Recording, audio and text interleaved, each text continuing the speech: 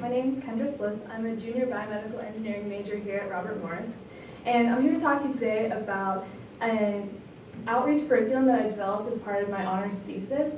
And before I start, I'm just going to actually pass around the finished product so you can look at it while we're discussing it. I have about 4 copies to go around, so.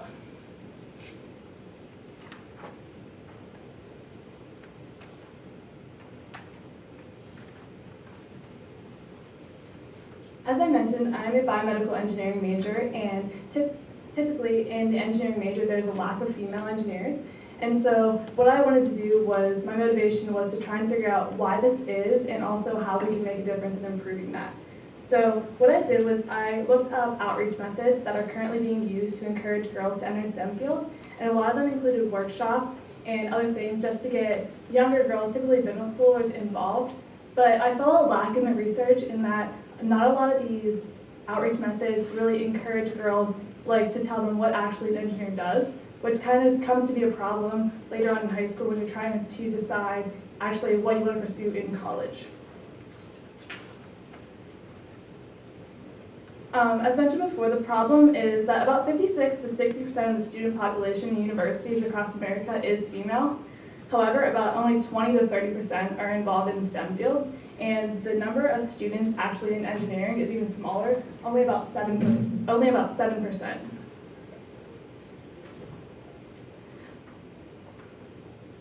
So through my research, I tried to figure out why does this gap exist.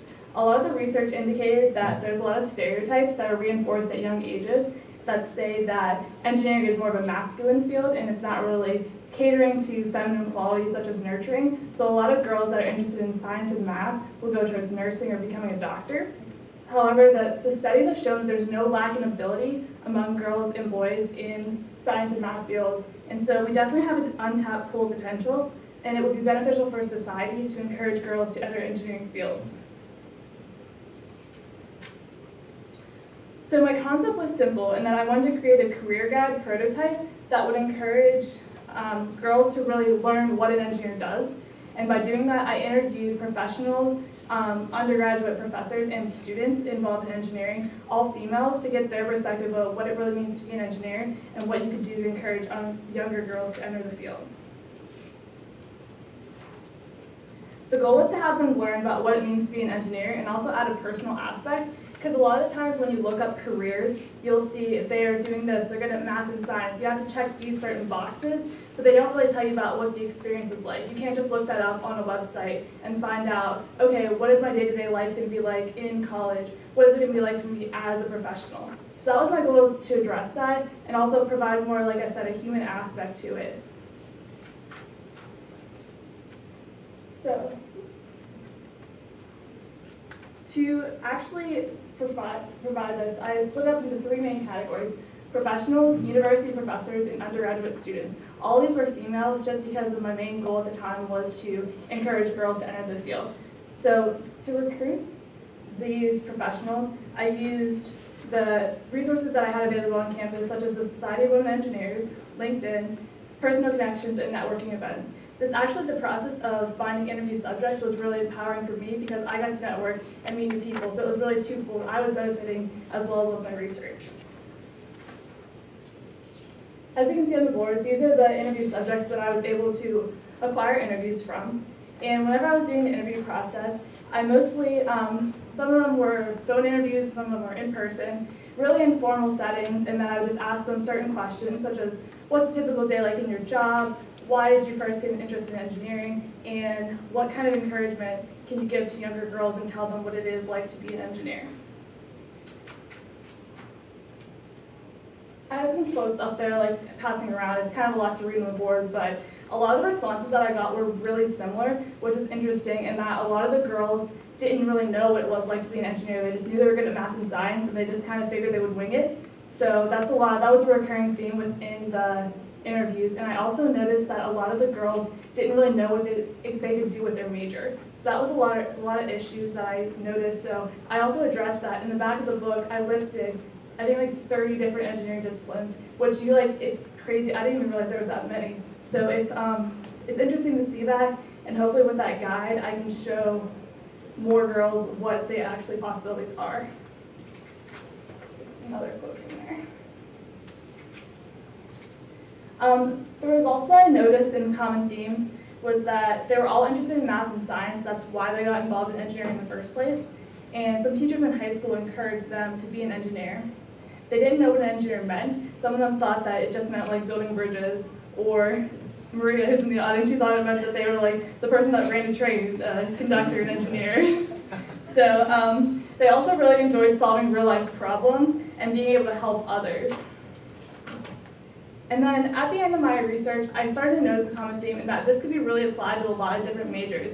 It could be adapted to any kind of discipline, and that you could use it to do an outreach tool for guidance counselors in high school, or just as the university. The university could develop something with personal interviews from students in Robert Morris and showing prospective students, hey, this is what our students think about this. This is what makes it cool to do that.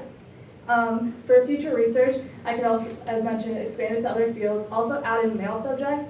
I focused in on females just because that was my focus of my research, but it could definitely be beneficial to add in male subjects. And also can continue adding to the booklet as I meet new professionals and expand my network. I can adapt it and modify it as need be. So that's all I have. I just want to thank my advisor and then the honors program and everyone involved. So if there's any questions. Yeah. Who is the target? Who would you distribute this to? The target? High school individuals going into college, or? The target I was thinking about it was mostly high school girls as they're thinking about college. I don't want to do it necessarily senior year because most of them have already made up their minds. So around 10th, 11th grade was the target audience. It could also be, like it is, it's a nice booklet form, so it can be distributed easily. Like if middle schoolers, like some advanced learners are thinking about it, they might want to consider it. It's nice because you can take it with you. It could also be adapted to an online format. So even though it could be nice to adapt it that way and have it, or like an app or something of that sort. So that was my main audience, was like younger high schoolers. Yes? There's a company up Road 828. Mm-hmm.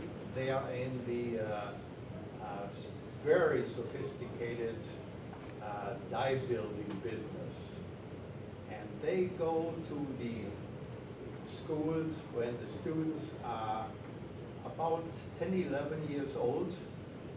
They have a capture area all the way going to Harrisburg, and they make, every year they make a visit.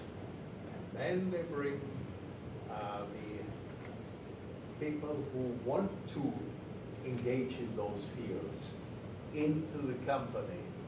It's a 5-year program, and I've been there quite a number of times. I've asked them, how many people are still with you once they have graduated from the program 5 years later? And they said over 95%. What that really tells us from an education and training and development standpoint, we need to spend more time with the young adults. Then we have less problems in organizational behavior. We have better training. Everything works better. Absolutely. And that's one of the nice things that I see as a benefit of this curriculum that I developed, is that anyone that can read this can look up someone with technology. They can look them up on LinkedIn and be like, hey, I saw that you said this. I would love to sit down and meet with you if they want to know more about it, if they personally connect with somebody that said something in the booklet. So that's really nice to have that opportunity to build those relationships, because you have that potential for that retention rate that can be moved on and kind of solve that gap. So, are there any other questions? Yeah. Some small, so I saw your professional was the woman from Google. Yeah. How did you end up finding her? What connection did you make? How did you make that? Actually, one of my friends that goes here went to high school with her sister. So it was like just a nice connection that I had that. It was really awesome to talk to her, just to find out how she got to be where she is. And it was just all about connections. She knew somebody, and it was a long process, but it was a great connection for me to have. Like, I benefited a lot from talking to these professionals. I have a lot of other ones lined up that, like, with busy schedules, it's kind of difficult to have that, but like I can keep adding on to it in the future. So that's really, I like that potential. All right.